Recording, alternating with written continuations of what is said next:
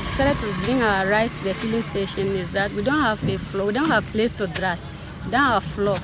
So that's why we came to beg these people to give us some time so that we dry our rice. If not, the rice will spoil. So that's why we are drying at the filling station. The challenge is that the floor is not big enough for us to dry. So you have to dry but before you dry another one again. So if it cannot take all at once, so we dry bit by bit. If not, there's no other way. That's the only way we have.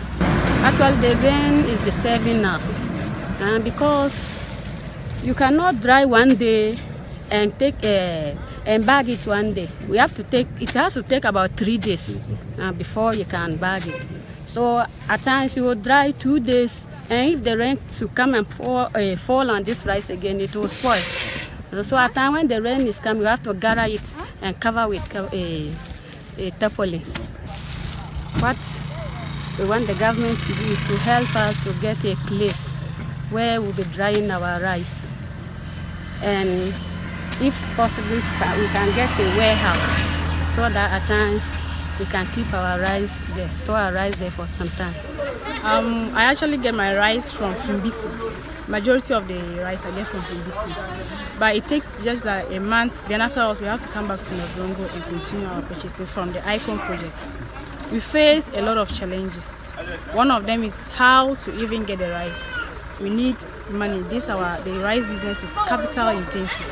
How to get loans is a huge challenge, especially for we those who are young and we are trying to actually venture into this business. Another issue has to do with how to dry the rice, where to dry it. ICON has actually provided a ground, but it's just so limited, small. You cannot contain all the women. And if you are new into it, you may not even get a space. So we have to rely on some of these filling stations who are ready or willing to give to us at a very high cost, because after you finish, you have to pay. And that reduces our profit. Another challenge is even how to get from the farmers themselves, especially with those who are just joining. And if you don't have money, giving to you is an issue. They will rather prefer giving to somebody who can pay them off so that they can also go on and pay those who are harvesting and all the inputs they have kept into it. And when you come here, we have a lot of issues. The place is not properly made, as some have commented. If you dry, because it's not made for rice, it's not smooth. Before you realize, you are gathering stones as well into it. And now when the rain comes, and when you dry your rice and it rains on it, it means it's going to spoil it.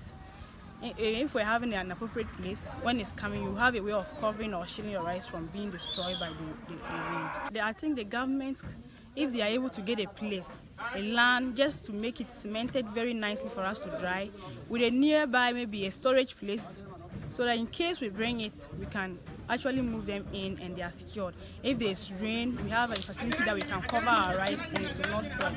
Where we are drying now, every evening you have to stay up to 8 o'clock until you get somebody who can watch over it for you to go home. But if the government is able to get us a place with it, which will actually secure like the limited one provided for us at ICON, you will be sleeping without worrying about whether your rice will be stolen or rain will destroy your products. So I think the government should actually come in